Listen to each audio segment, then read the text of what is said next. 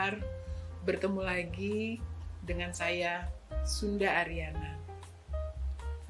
Banyak orang berpikir bahwa fokus pada penyelesaian pekerjaan merupakan hal yang paling penting.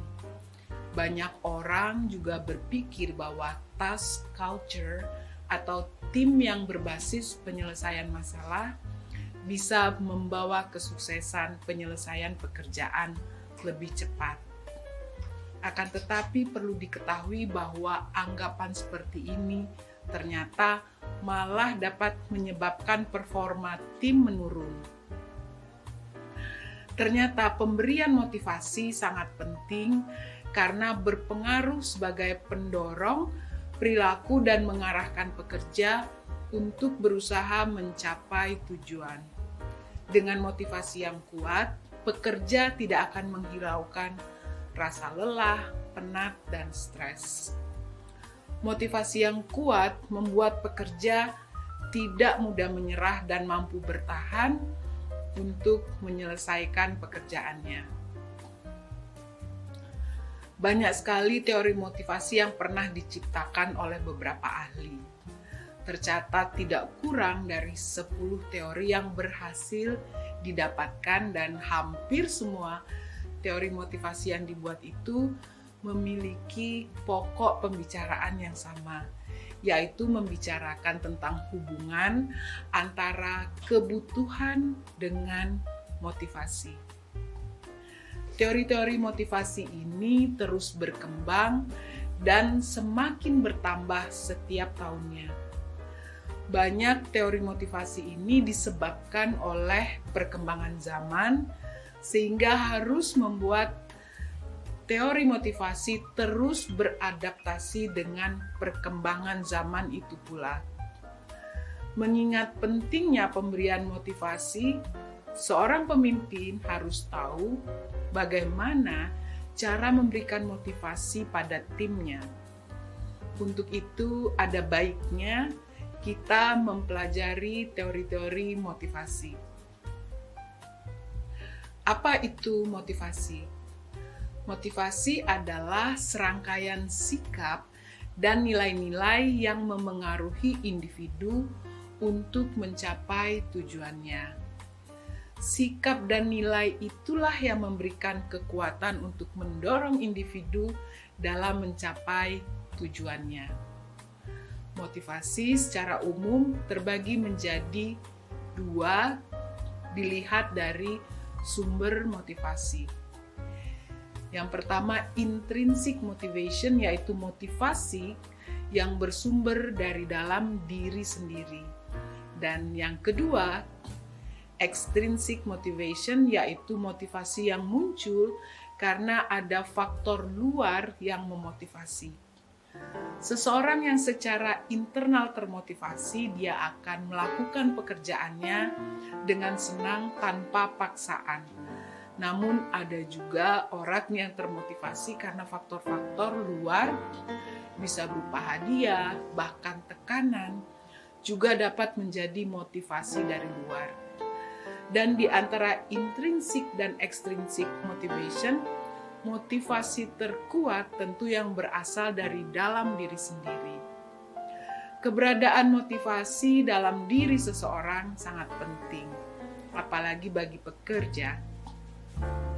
Sebisa mungkin orang tersebut akan mengupayakan berbagai hal untuk dapat memenuhi keinginan dan kebutuhannya. Apabila motivasinya kuat, ia akan tetap berusaha dan tidak putus asa saat mengalami kegagalan. Kemauan untuk melakukan sesuatu bukan hanya berdasar faktor eksternal seperti imbalan atau pujian maupun tekanan, melainkan muncul karena seseorang benar-benar ingin melakukan suatu tindakan. Tanpa adanya dorongan dari luar sekalipun, ia akan tetap terus berusaha demi mencapai tujuan yang diinginkan. Memiliki motivasi diri sangat penting dalam kehidupan, termasuk juga dalam pekerjaan. Dengan dorongan yang kuat, apalagi muncul dari dalam diri sendiri, maka seseorang akan tetap optimis, tidak mudah putus asa dan kehilangan arah, tahan terhadap rintangan dan hambatan, dan selalu berpikir positif.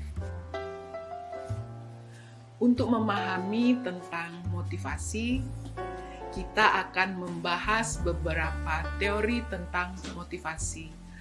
Antara lain, teori Abraham Harold Maslow yang kita kenal dengan Maslow Hierarchy Needs Theory, teori Douglas McGregor atau dikenal dengan teori X dan Y, teori David McClelland yang dikenal dengan Three Needs Theory, teori Frederick Herzberg atau Two-Factor Theory, teori Clayton Alderfer yang kita kenal dengan ERG Theory, teori Viktor Fromm atau dikenal dengan Expectancy Theory, teori Stacey Adams atau juga dikenal dengan Equity Theory, teori Edwin Locke dengan Goal Setting Theory, dan teori dari Tony Robbins,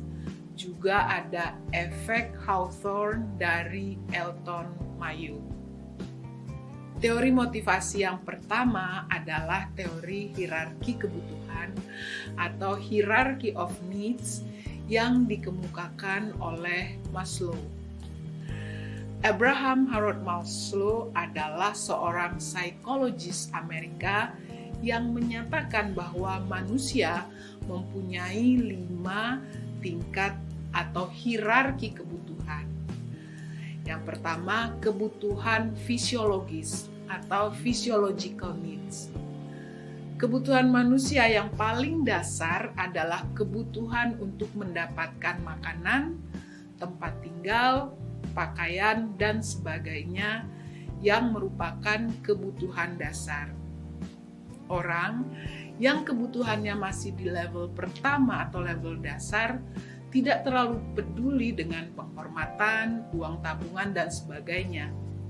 Yang mereka butuhkan hanya makanan, tempat tinggal, pakaian yang merupakan kebutuhan utama sehari-hari. Yang kedua, kebutuhan rasa aman atau safety needs. Kebutuhan fisiologis sudah terpenuhi, seseorang akan beranjak pada level 2, yakni kebutuhan rasa aman atau safety needs. Kebutuhan rasa aman di sini tidak dalam arti fisik semata, akan tetapi juga mental, psychological, dan intelektual. Yang ketiga adalah kebutuhan sosial atau social needs. Pada dasarnya manusia adalah makhluk sosial. Ia membutuhkan kasih sayang dari kerabat dan orang-orang yang dicintainya. Di tahapan ini manusia berusaha untuk menemukan orang-orang yang bisa dipercaya dan dekat dengannya dalam berbagai macam keadaan. Pada tahapan ini orang membutuhkan waktu untuk bersosialisasi. Yang keempat, kebutuhan untuk dihargai atau esteem needs. Pada level ini, manusia membutuhkan rasa hormat, status, pengakuan atas apa yang dimiliki, dan juga kebebasan. Manusia ingin diakui oleh orang lain, entah itu dalam hal harta, ilmu, ataupun lainnya. Di level inilah gengsi manusia muncul, yang pada umumnya tercermin dalam berbagai simbol-simbol status. Yang kelima, kebutuhan aktualisasi diri atau self-actualization. Tingkat aktualisasi diri ini merupakan tingkat di mana seseorang harus menjadi orang yang bisa diandalkan. Pada tingkatan ini, manusia cenderung ingin menjadi pemimpin suatu golongan agar mempunyai power atau kekuatan melakukan perubahan dengan segala yang dimilikinya. Pada tingkatan ini, peluang tersedianya kesempatan bagi seseorang untuk mengembangkan dan menunjukkan potensi dirinya menjadi suatu kebutuhan tertinggi. Itulah 5 tingkatan teori Maslow. Dalam teori Maslow, ketika Anda ingin membuat sebuah tim bisnis yang berhasil, maka fokuslah pada elemen-elemen yang saya sebutkan tadi. Dengan fokus pada pencukupan kebutuhan akan elemen-elemen kebutuhan pada tingkatannya, maka setiap orang dalam tim akan termotivasi menjadi seseorang yang terbaik, maka dipercaya bahwa tujuan akan menjadi lebih mudah dicapai menurut teori ini. Banyak kritik terhadap teori Maslow, namun demikian, pemikiran Maslow tentang teori kebutuhan ini telah memberikan fondasi yang mengilhami perkembangan teori-teori motivasi yang berorientasi pada kebutuhan berikutnya yang lebih bersifat aplikatif. Selanjutnya, teori motivasi Douglas McGregor, yaitu teori X dan Y. Teori ini dikenal sebagai teori yang melihat manusia berdasarkan pandangan tentang sifat alami yang dimiliki manusia. Pandangan tersebut dibagi menjadi 2, yaitu X dan Y. Hal itulah yang menyebabkan teori ini dinamakan teori X dan teori Y. Teori X adalah teori yang beranggapan bahwa manusia itu malas dan jika mungkin manusia akan berusaha menghindari bahkan tidak mau bekerja. Dengan pandangan teori X ini, pekerja harus terus diawasi dan diarahkan. Bagaimana dengan teori Y? Teori Y adalah keinginan dari dalam untuk memperoleh harga diri dengan melakukan pekerjaan yang berarti. Ada tipe pekerja yang melakukan pekerjaan atas dasar harga diri. Apabila yang dilakukannya dihargai, maka pekerja tersebut akan melakukan pekerjaan semakin baik karena penghargaan itu merupakan hal yang penting baginya. Teori Y berasumsi bahwa manusia memiliki motivasi internal. Pekerja dengan teori Y akan bertanggung jawab atas pekerjaannya. Pengawasan ketat pun tidak perlu dilakukan untuk menghasilkan produktivitas tinggi dan berkualitas. Bagaimana menerapkan teori ini dalam mengelola pekerja?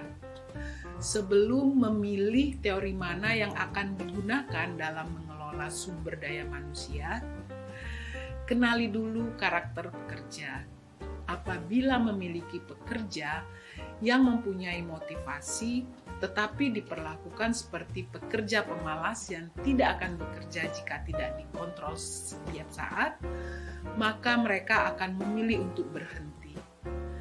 Namun, jika memiliki pekerja pemalas, tetapi diperlakukan seolah-olah mereka memiliki motivasi, maka pada akhirnya juga akan berakibat buruk bagi organisasi. Solusi terbaik adalah mempekerjakan orang yang tepat. Pada saat melakukan seleksi pekerja, pilihlah pekerja yang memiliki motivasi dan dapat dipercaya untuk melakukan pekerjaan tanpa pengawasan. Namun itu bukanlah hal yang mudah. Kebanyakan manajer mendapati diri mereka berada dalam tim yang membutuhkan lebih banyak pengelolaan dan pengawasan. Bagaimanapun, kerja keras, mengevaluasi petugas, dan mendorong pekerja untuk menjadi lebih baik dalam pekerjaannya bukan pekerjaan yang mudah. Namun, jika ingin mendapatkan atau mencetak pekerja yang memiliki motivasi dari dalam diri, maka pemimpin dapat menerapkan gaya manajemen teori Y ini. Belakangan pada tahun 1981 muncul teori Z yang digagas oleh William Ochi. Teori ini merupakan kombinasi dari manajemen Jepang dan manajemen Amerika. Teori ini berusaha memadukan kebiasaan-kebiasaan dalam praktik bisnis di Jepang dan Amerika Serikat ke dalam satu bentuk yang menurutnya ideal untuk diterapkan perusahaan-perusahaan Amerika maupun perusahaan internasional.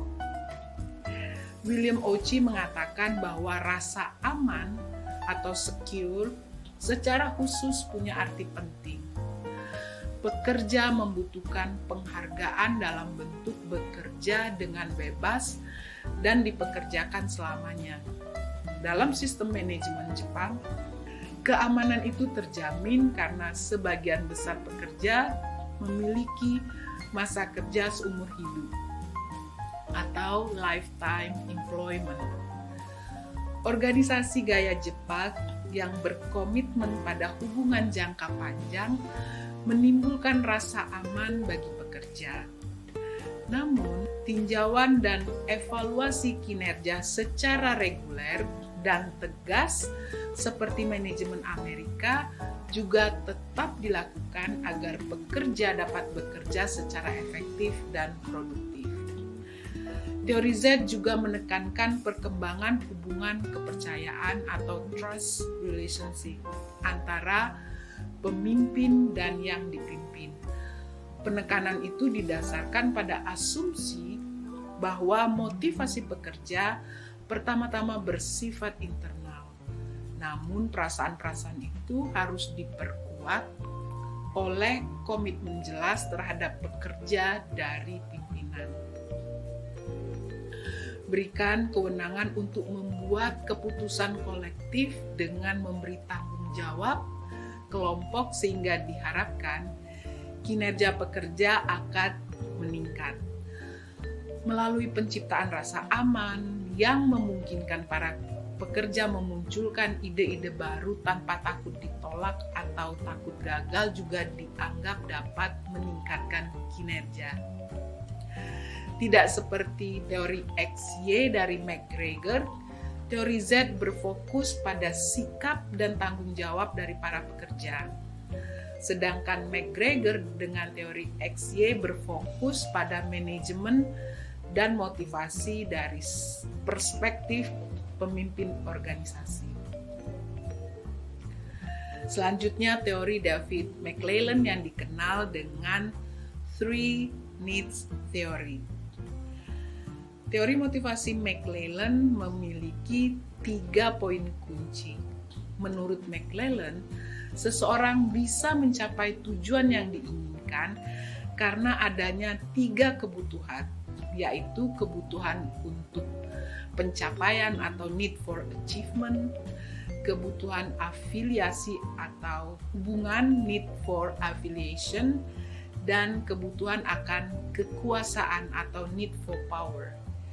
Need for achievement, orang yang memiliki kebutuhan pencapai lebih memilih pekerjaan yang tingkat kesulitannya tidak terlalu tinggi sehingga dapat mereka kerjakan. Dengan begitu mereka tahu bahwa mereka dapat menyelesaikan pekerjaannya dengan baik. Pekerja dengan kebutuhan prestasi yang kuat biasanya berorientasi hasil. Mereka termotivasi untuk terus-menerus mengerjakan tugas-tugas yang menantang, namun dapat dicapai untuk mengesankan bahwa mereka berprestasi. Sebaliknya, kelompok ini akan menghindari pekerjaan yang berisiko tinggi. Hal ini dilakukan untuk mengurangi peluang kegagalan. Kelompok ini dapat dijadikan aset berharga bagi organisasi karena memiliki produktivitas yang tinggi. Ketika termotivasi dengan baik, mereka bisa menghasilkan hasil yang tinggi dan berkualitas. Dalam struktur organisasi, pekerja yang termotivasi oleh prestasi biasanya sukses untuk menempati posisi manajemen tingkat bawah.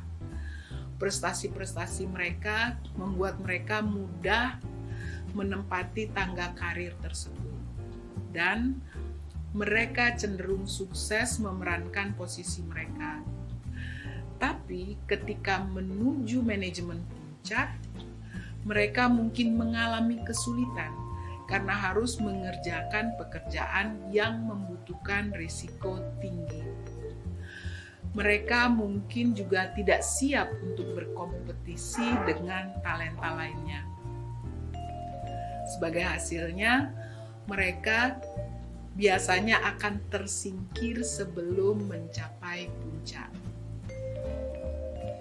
Need for affiliation. Pekerja dengan kebutuhan afiliasi yang kuat senang membangun dan mengembangkan hubungan interpersonal. Mereka menyukai lingkungan kerja yang ramah, di mana sesama rekan kerja memiliki kedekatan satu sama lain. Lingkungan yang membuat mereka nyaman dan diterima inilah yang membuat mereka termotivasi untuk menjadi lebih baik, dan akhirnya mereka melakukan pekerjaannya dengan lebih baik.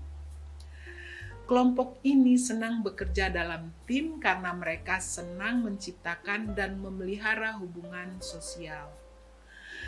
Karyawan dengan kebutuhan afiliasi yang tinggi berperan penting untuk menyatukan anggota atau rekan kerja dan membangun sinergi bersama dalam tim kerja.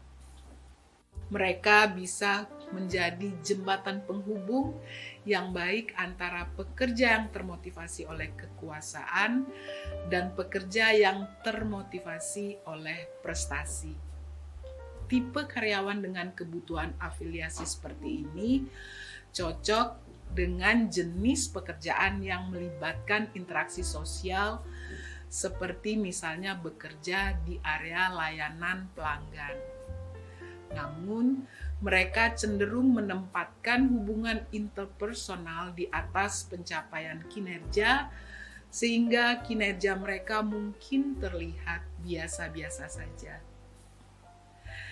Yang ketiga, orang dengan kebutuhan kekuasaan atau need for power.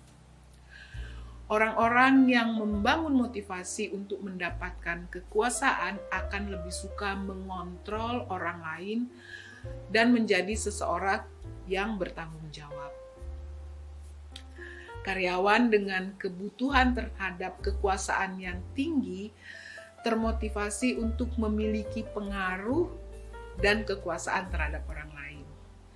Mereka senang jika memiliki otoritas dan dihormati oleh orang lain. Mereka juga berusaha untuk memenangkan persaingan untuk mendapatkan kekuasaan dan menuju posisi puncak. Meskipun mungkin terdengar negatif, tapi individu dengan kebutuhan kekuasaan yang kuat bisa membantu perusahaan menuju kesuksesan. Kelompok ini cocok untuk mengisi posisi kepemimpinan karena memiliki kemampuan untuk mengarahkan organisasi beserta orang-orang di dalamnya menuju tujuan yang akan dicapai. Bahkan, mereka berani mengambil risiko tinggi asalkan menghasilkan pengakuan dan rasa hormat orang lain. Kelompok ini juga merupakan individu-individu yang ulet dan tegas yang dibutuhkan untuk memenangkan persaingan. Kelompok ini juga bersedia berkorban demi mencapai tujuan dan mampu membuat dan bertanggung jawab untuk keputusan yang sulit sekalipun. Setiap orang memiliki cara agar termotivasi. Untuk itu, penting bagi para pemimpin untuk mengetahui tipe seperti apa orang-orang dalam tim kita, sehingga bisa membangun tim kita menjadi pekerja dengan produktivitas tinggi. Selanjutnya, teori motivasi Herzberg. Ilmuwan yang telah diakui memberikan kontribusi penting dalam pemahaman motivasi adalah Herzberg. Teori yang dikembangkannya dikenal dengan model 2 faktor, yaitu faktor motivasi dan faktor hygiene. Menurut teori ini, yang dimaksud faktor motivasi adalah hal-hal yang mendorong seseorang untuk berprestasi yang sifatnya intrinsik, yang berarti bersumber dari dalam diri seseorang. Sedangkan yang dimaksud dengan faktor hygiene atau memelihara adalah faktor-faktor yang sifatnya ekstrinsik, yang berarti bersumber dari luar, yang turut menentukan perilaku seseorang dalam kehidupannya. Menurut Herzberg, yang tergolong sebagai faktor motivasi antara lain adalah pekerjaan seseorang, keberhasilan yang diraih, kesempatan bertumbuh, kemajuan dalam karir, dan pengakuan orang lain. Sedangkan faktor-faktor hygiene atau pemeliharaan mencakup antara lain status seseorang dalam organisasi, hubungan seorang individu dengan atasannya, hubungan seseorang dengan rekan-rekan sekerjanya, teknik penyeliaan yang diterapkan oleh para penyelia, kebijakan organisasi, sistem administrasi dalam organisasi, kondisi kerja, dan sistem imbalan yang berlaku. Salah satu tantangan dalam memahami dan menerapkan teori Herzberg ialah memperhitungkan dengan tepat faktor mana yang lebih berpengaruh kuat dalam kehidupan seseorang. Apakah yang bersifat intrinsik ataukah yang bersifat ekstrinsik? Dalam teori motivasi Herzberg, ada 2 faktor yang digunakan untuk menjaga motivasi dari sebuah tim. Faktor pertama yang mempengaruhi motivasi seseorang dalam teori Herzberg adalah motivator. Ketika seseorang bekerja, maka seorang tersebut akan membutuhkan dorongan agar mereka bisa terus termotivasi dan bekerja dengan lebih keras. Beberapa faktor dari yang memotivasi seseorang diantaranya adalah pencapaian, pengakuan, tanggung jawab, promosi, pengembangan diri, dan lain-lain. Faktor hygiene adalah faktor yang membuat karyawan puas namun tidak menimbulkan efek motivasi yang muncul dari dalam. Akan tetapi jika faktor hygiene tidak terpenuhi, maka dapat membuat tim kecewa dan dapat berdampak pada menurunnya motivasi. Contoh dari faktor hygiene diantaranya adalah kenyamanan ruang kerja, peraturan perusahaan, supervisi, hubungan harmonis antar karyawan, kondisi pekerjaan, remunerasi, gaji, dan keamanan. Salah satu tantangan dalam memahami dan menerapkan teori Herzberg adalah memperhitungkan dengan tepat faktor mana yang lebih berpengaruh kuat dalam kehidupan seseorang. Apakah yang bersifat intrinsik ataukah yang bersifat ekstrinsik? Namun, kedua hal tersebut juga dapat berjalan beriringan agar tim menjadi solid dan termotivasi. Di pertemuan berikutnya, kita akan lanjutkan lagi membahas teori-teori motivasi. Salam pintar!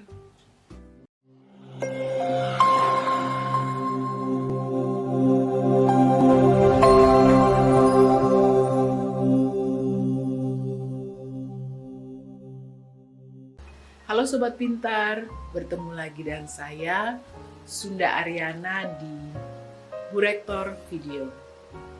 Pada pertemuan kali ini akan kita lanjutkan kembali pembahasan tentang motivasi.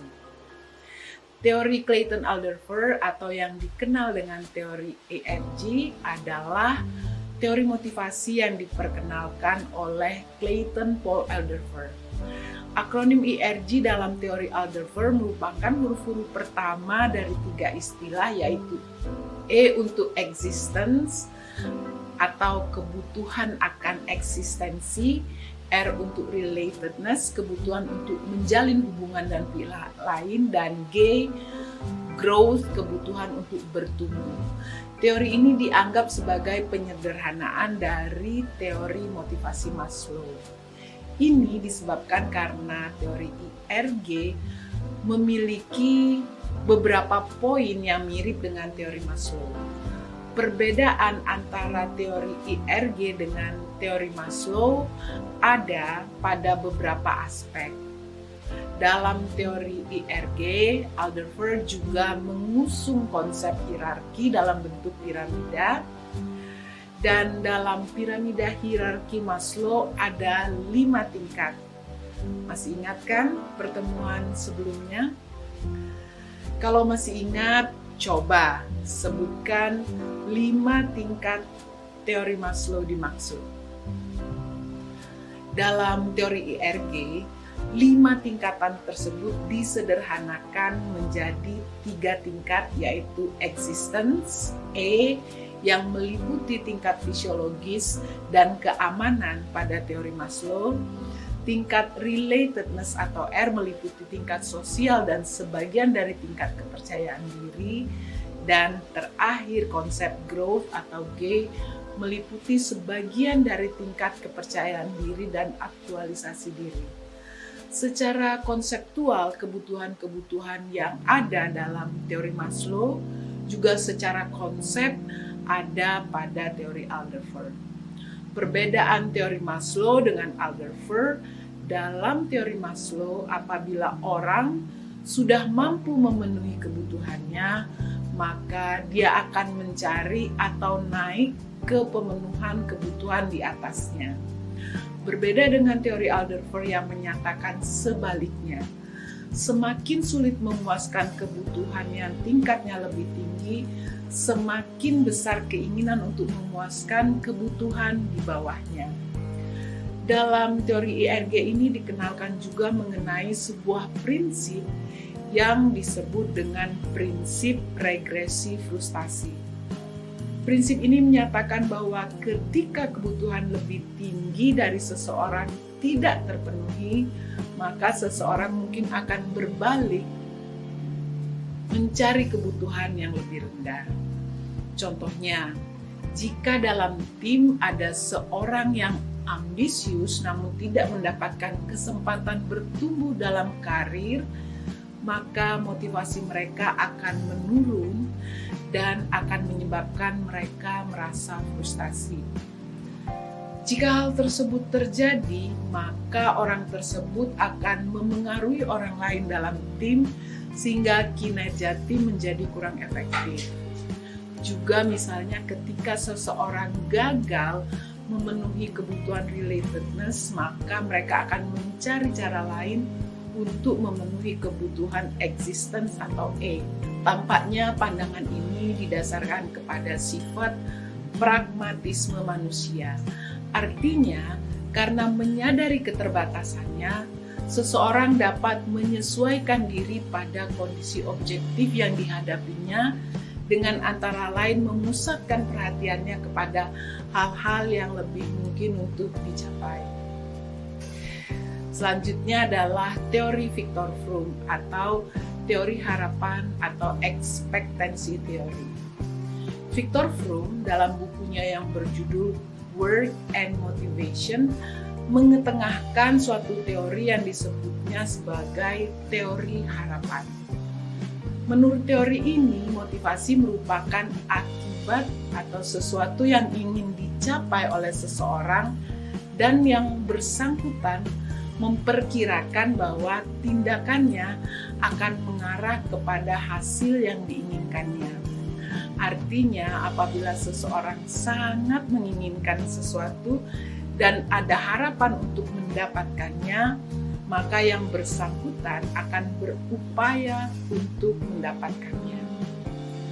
Dapat dinyatakan dengan cara yang sangat sederhana bahwa Teori harapan adalah jika seseorang menginginkan sesuatu dan ada harapan untuk memperoleh sesuatu itu, maka yang bersangkutan akan sangat terdorong untuk memperoleh hal yang diinginkannya itu dan mengupayakan untuk mendapatkan hal yang diinginkannya itu.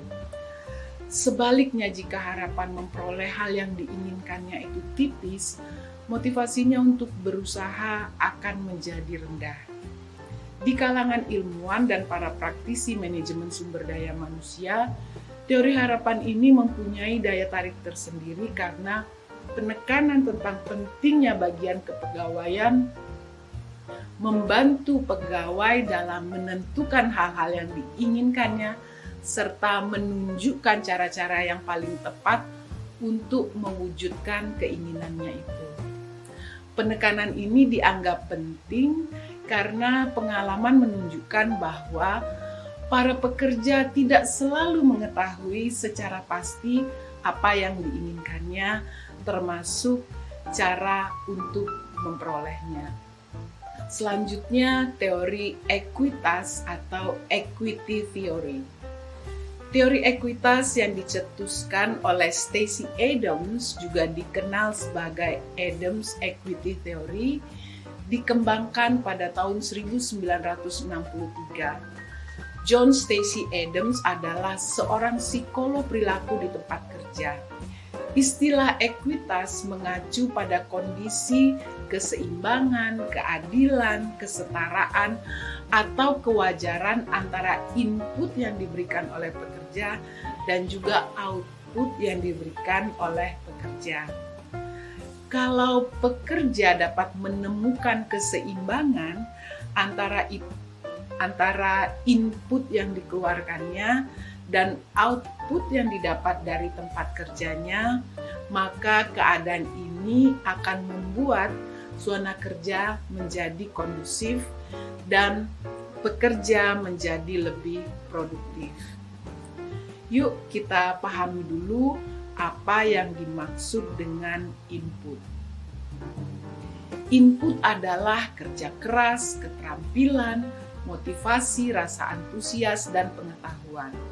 Sedangkan output berhubungan dengan gaji, bonus, rekognisi, dan reward. Teori ekuitas didasarkan pada gagasan bahwa individu dimotivasi oleh adanya keadilan. Secara sederhana, teori ekuitas menyatakan bahwa setiap individu akan selalu mengidentifikasi tingkat kesetaraan antara dirinya dibandingkan dengan rekan kerjanya. Apabila mereka menjumpai adanya ketidaksetaraan antara dirinya dan rekan kerjanya, mereka akan menyesuaikan pekerjaan yang mereka lakukan untuk membuat situasi adil atau setara dari sudut pandang mereka. Sebagai contoh teori ekuitas, jika seorang karyawan mengetahui bahwa rekan kerja yang melakukan pekerjaan yang sama seperti dirinya mendapatkan lebih banyak uang, maka mereka akan memilih untuk melakukan sedikit pekerjaan. Di mata mereka ini adalah keadilan atau kesetaraan. Mungkin ada yang pernah melihat ada orang yang terlihat sedih pada saat mengetahui temannya lain mendapatkan reward yang lebih baik dari dirinya. Selanjutnya adalah teori motivasi Edwin Locke atau goal setting theory. Teori motivasi ini dirilis Edwin Locke pada tahun 1968. Teori ini merupakan teori yang berupa cetak biru konsep memotivasi pekerja di tempat kerja. Dalam teori ini disebutkan bahwa untuk meningkatkan motivasi maka dibutuhkan hubungan langsung antara tujuan, produktivitas, dan juga engagement dari para anggota tim. Dalam teori Edwin Locke disebutkan ada 5 prinsip yang bisa digunakan untuk mencapai kesuksesan. 5 prinsip ini antara lain adalah clarity atau kejelasan. Untuk bisa termotivasi, tujuan harus jelas dan terukur. Kalau tujuan jelas dan terukur, maka akan lebih mudah untuk memahami tujuan yang ingin dicapai. Kalau tujuan kurang jelas dan bahkan mungkin tidak ada tujuan, hanya berjalan saja apa adanya, akan sulit untuk mengetahui apakah target yang diinginkan sudah tercapai. Di video berikutnya, saya akan menjelaskan bagaimana cara membuat tujuan yang jelas dengan menggunakan metode SMART. Prinsip yang kedua, challenge atau tantangan. Tujuan yang ditetapkan haruslah menantang, namun jangan terlalu tinggi. Suatu tujuan yang terlalu mudah tidak akan meningkatkan motivasi, yang berarti juga tidak akan meningkatkan kinerja. Sebaliknya, tujuan yang tidak mungkin dicapai atau terlalu tinggi juga tidak akan memotivasi, bahkan akan mendemotivasi. Tujuan yang ditetapkan harus sesuai dengan kemampuan. Pastikan tujuan tersebut relevan dan cukup menantang. Untuk itu perlu dipertimbangkan posisi atau keadaan saat ini dalam menetapkan tujuan.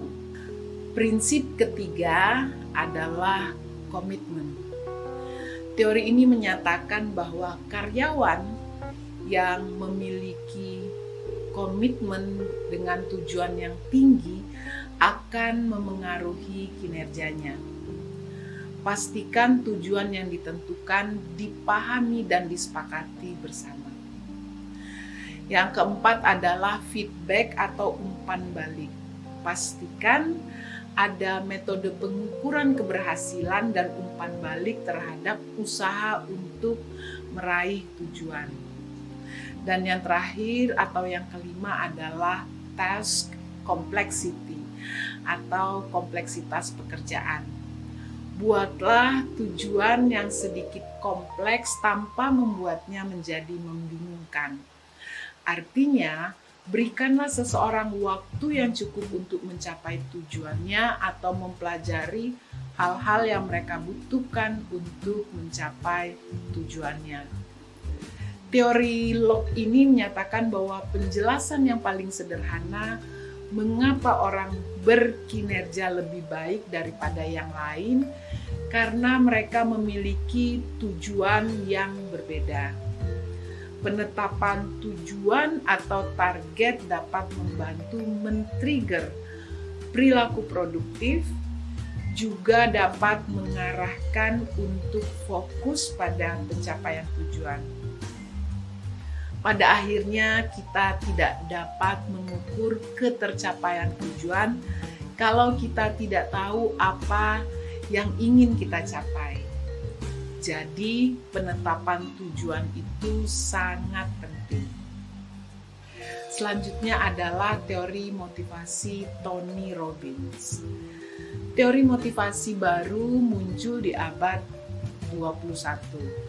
Dalam teori ini, Tony Robbins menyebutkan bahwa ada 6 kebutuhan yang harus dipenuhi agar anggota tim termotivasi. 6 kebutuhan tersebut adalah yang pertama, certainty atau kejelasan. Dalam hal ini diterjemahkan sebagai rasa aman. Setiap orang pasti membutuhkan rasa aman. Oleh karena itu, rasa aman menjadi salah satu hal penting dalam upaya meningkatkan motivasi. Kebutuhan yang kedua, nah ini sebetulnya agak unik karena ternyata manusia juga membutuhkan uncertainty. Uncertainty di sini maksudnya adalah tantangan. Kita tahu bahwa semua orang membutuhkan tantangan dan kemungkinan-kemungkinan dalam hidup yang akan membuat kita penasaran dan ingin selalu mencoba. Hidup tanpa tantangan akan membosankan. Kebutuhan yang ketiga selanjutnya adalah significance. Setiap orang memiliki keinginan untuk menjadi orang yang bermanfaat bagi lingkungan sekitarnya. Hal ini diwujudkan dengan rasa ingin menjadi orang yang penting dan dibutuhkan. Kebutuhan keempat adalah connection atau love. Manusia membutuhkan rasa dicintai dan dihargai. Kebutuhan ini apabila bisa dipenuhi maka dapat meningkatkan motivasi. Kebutuhan kelima adalah growth. Semua orang harus bertumbuh dan lebih baik setiap harinya. Untuk itu, beri peluang untuk bertumbuh, maka hal ini dalam teori ini dianggap dapat meningkatkan motivasi. Kebutuhan terakhir atau yang keenam adalah contribution. Setiap orang memiliki keinginan untuk dapat berkontribusi pada lingkungannya. Tony beranggapan jika 6 kebutuhan yang sudah saya sebutkan di atas dapat dipenuhi, maka seseorang dapat lebih termotivasi untuk dapat mengejar tujuannya secara penuh semangat. Selanjutnya adalah teori efek Hawthorne oleh Elton Mayo. Mengapa dinamakan teori efek Hawthorne? Karena penelitian ini oleh Elton Mayo dilakukan di perusahaan General Electric di Hawthorne, Chicago.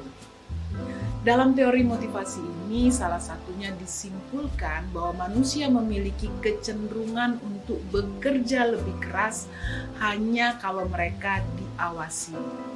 Kajian ini awalnya bertujuan mempelajari pengaruh berbagai macam tingkat penerangan lampu terhadap produktivitas kerja. Perubahan perilaku seseorang karena kesadaran bahwa dirinya sedang diamati, inilah yang dikenal sebagai efek Hawthorne. Uji coba dilaksanakan dengan membagi karyawan ke dalam 2 kelompok, yaitu kelompok kontrol dan kelompok eksperimen.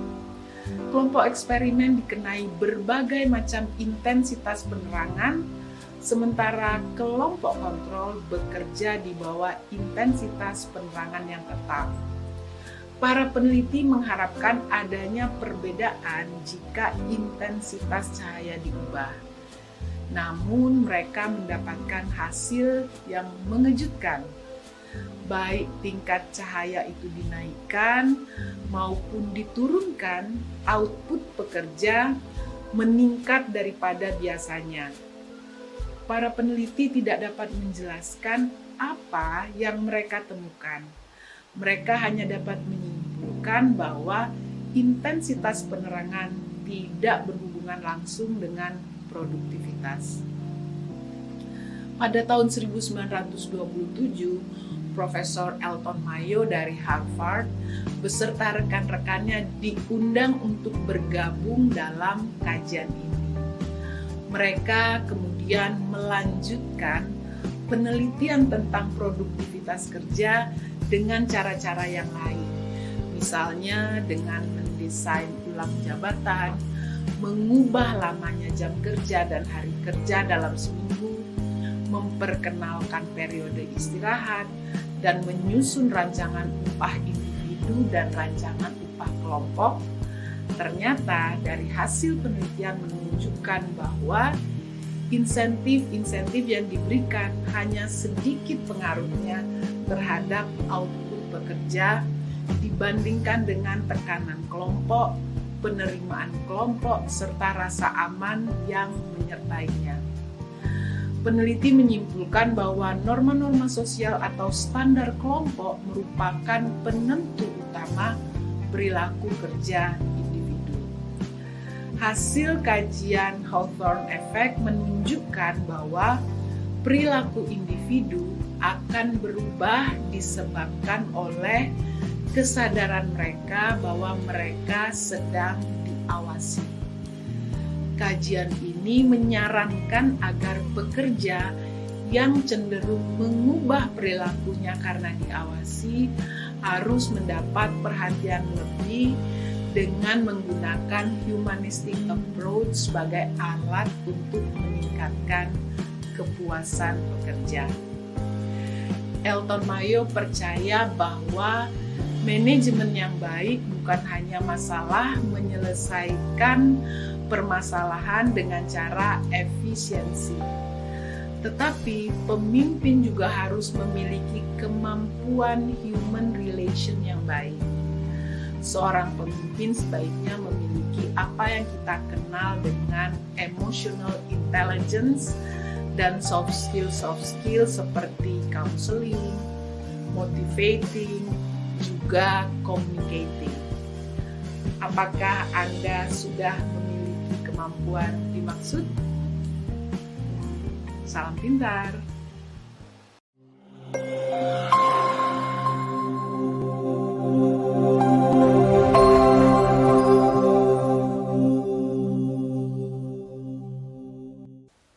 Halo Sobat Pintar, bertemu lagi dengan saya, Sunda Ariana.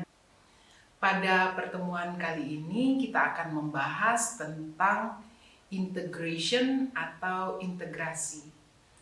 Integrasi dalam fungsi manajemen sumber daya manusia adalah kegiatan untuk menyatukan kepentingan organisasi dan kebutuhan pekerja agar tercipta kerjasama yang serasi dan saling menguntungkan antara kedua belah pihak. Organisasi perlu untuk menyatukan kebutuhan pekerja dengan tujuan serta visi misi organisasi.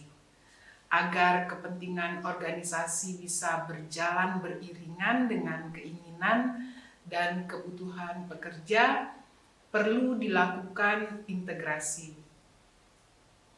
Jadi, integrasi sangat penting agar pekerja merasa nyaman dan aman dalam bekerja. Kondisi kerja yang kurang kondusif bisa berakibat konflik antara pekerja dengan pihak manajemen. Pengintegrasian dalam suatu organisasi akan berdampak positif pada semangat kerja, sikap, dan loyalitas pekerja terhadap organisasi. Tujuan pengintegrasian adalah memanfaatkan agar pekerja bersedia bekerja dan berpartisipasi aktif dalam menunjang tercapainya tujuan organisasi. Prinsip pengintegrasian adalah menciptakan kerjasama yang baik dan saling menguntungkan antara pekerja dan organisasi. Oleh karena itu, pimpinan perusahaan harus mempunyai strategi dalam hal pengintegrasian sumber daya manusia yang dimilikinya. Tanpa adanya pengintegrasian dalam suatu perusahaan akan berdampak pada semangat kerja, sikap, dan loyalitas karyawan akan menurun. Absensi dan turnover akan meningkat, disiplin kerja akan menurun, produktivitas rendah, sehingga akan berdampak buruk pada pertumbuhan dan perkembangan perusahaan itu sendiri. Ada beberapa metode pengintegrasian yang kita kenal sebagai berikut.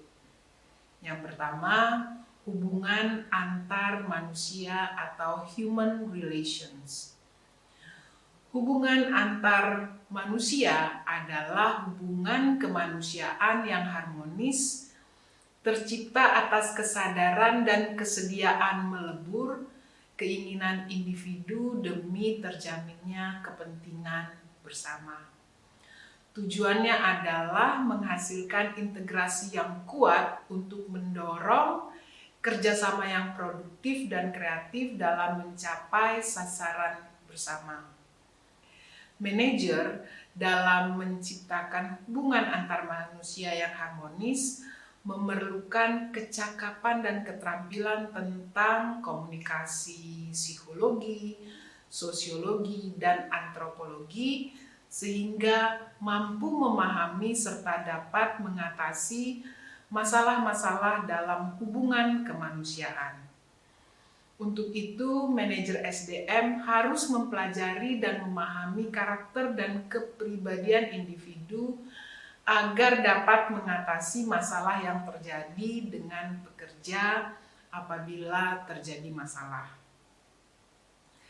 Yang kedua, motivasi.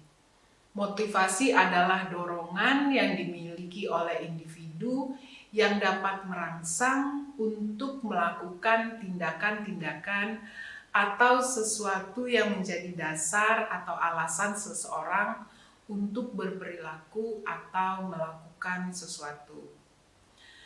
Motivasi berasal dari kata Latin movere, yang berarti dorongan atau menggerakkan. Motivasi dalam manajemen sumber daya manusia juga perlu dipelajari.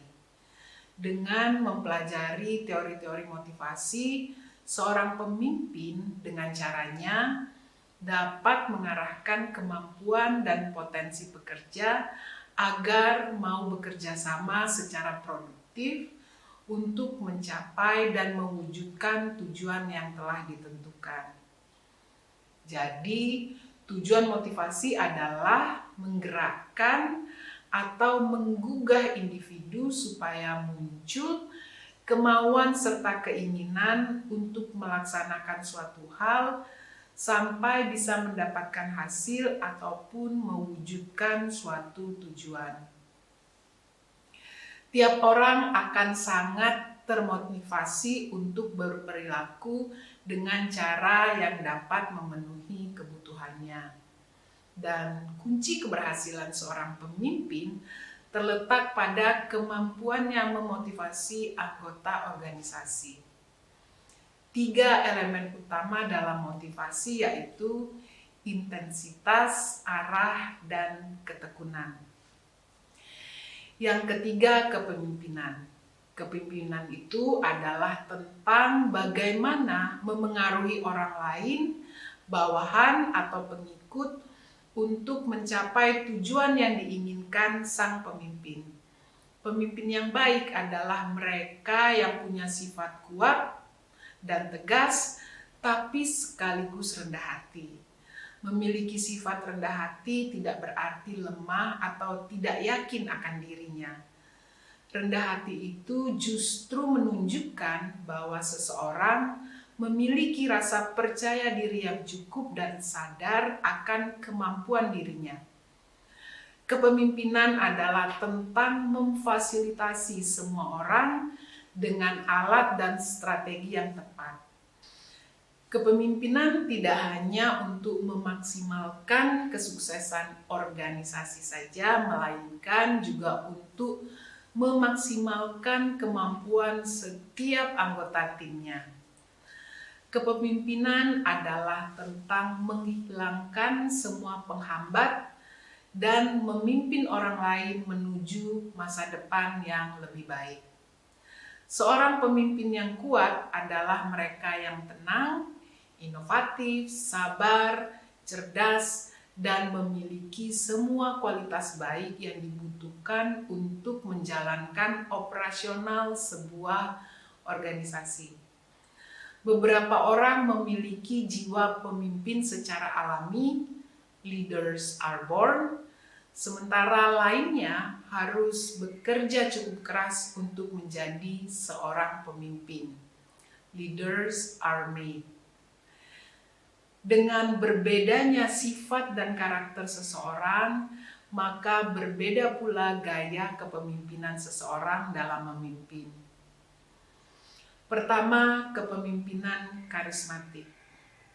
Pemimpin yang memiliki kepribadian karismatik adalah sosok yang memiliki kepribadian yang kuat, menghargai nilai-nilai positif, dan mampu mengubah arah pandang pekerjanya untuk menjadi lebih baik dan lebih baik lagi.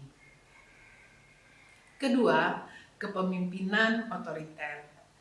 Kepemimpinan otoriter terjadi saat pemimpin sebagai pemegang kekuasaan membuat keputusan, peraturan, dan prosedur berdasarkan pemikirannya sendiri tanpa mau mendengar masukan dari orang lain. Gaya kepemimpinan seperti ini tidak memberi keleluasaan bagi bawahannya. Namun, gaya kepemimpinan seperti ini tidak selalu buruk.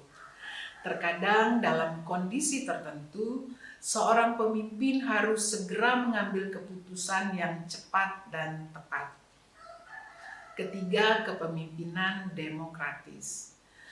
Kepemimpinan demokratis melibatkan banyak kontribusi pekerja dalam mengambil keputusan. Tipe kepemimpinan ini akan menawarkan komunikasi aktif dua arah antara pimpinan dan bawahannya. Untuk menciptakan kepemimpinan yang demokratis dibutuhkan keberanian, kejujuran, kreativitas, dan keadilan untuk seluruh aspek yang ada di suatu organisasi.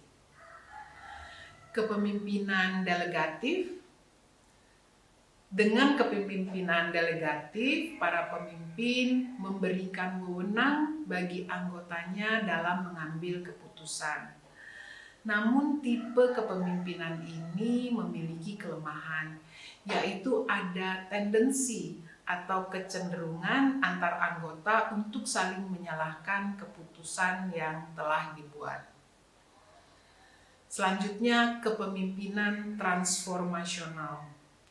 Tipe kepemimpinan transformasional berkaitan erat dengan perubahan dalam diri pemimpin maupun para anggotanya. Kepemimpinan ini mampu memotivasi anggotanya untuk mengerjakan sesuatu melebihi apa yang ditargetkan.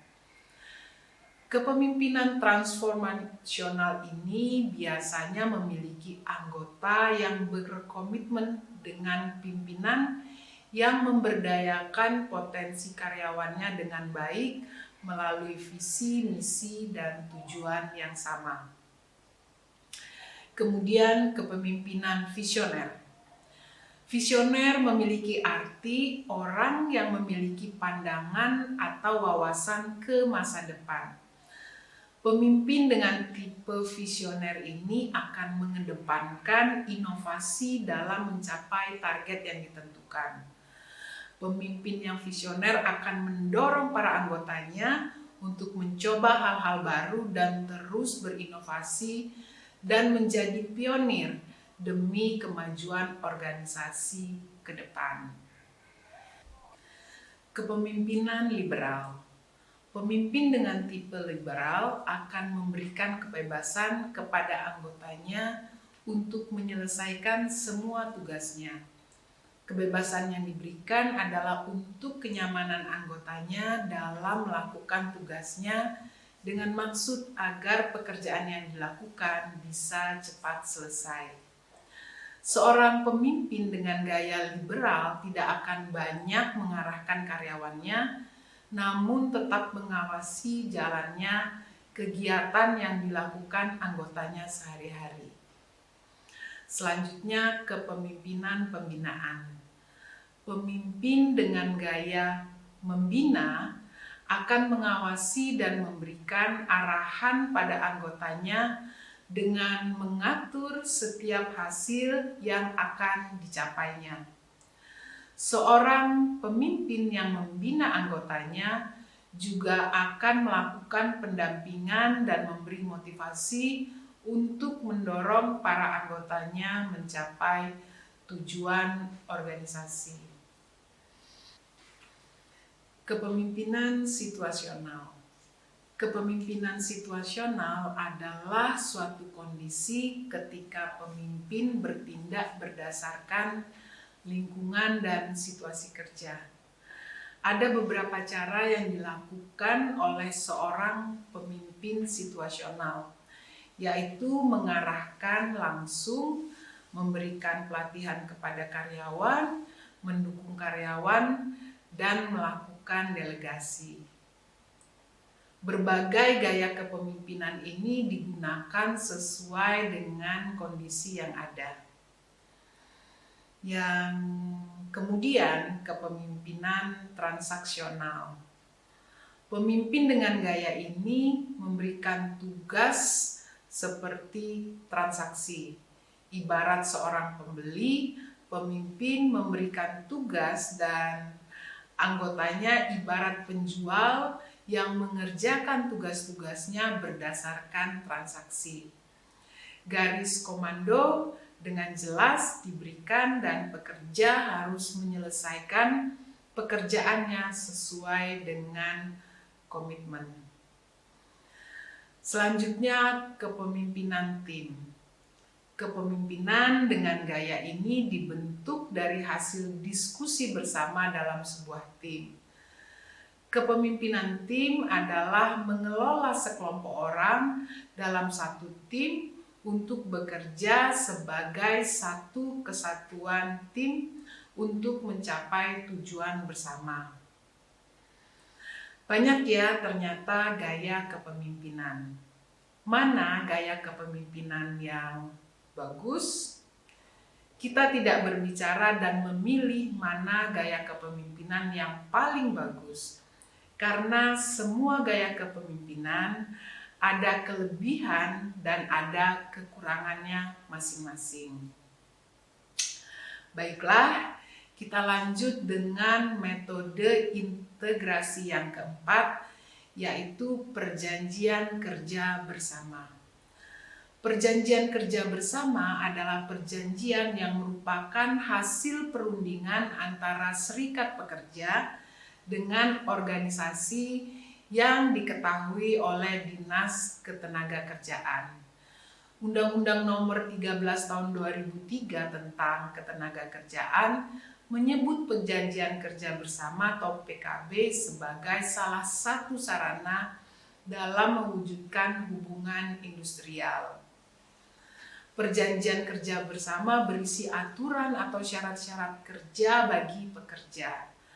Perjanjian kerja bersama juga mengatur hak dan kewajiban organisasi maupun pekerjanya yang dijadikan pedoman penyelesaian bila terjadi perselisihan antara kedua belah pihak. Apa manfaat perjanjian kerja bersama? Yang pertama, mempertegas dan memperjelas hak-hak dan kewajiban organisasi dan pekerja secara setara melalui sebuah kesepakatan. Kedua, memperkuat dan menciptakan hubungan industrial yang harmonis dalam organisasi, setidaknya meminimalisasi konflik atau perselisihan hubungan industrial.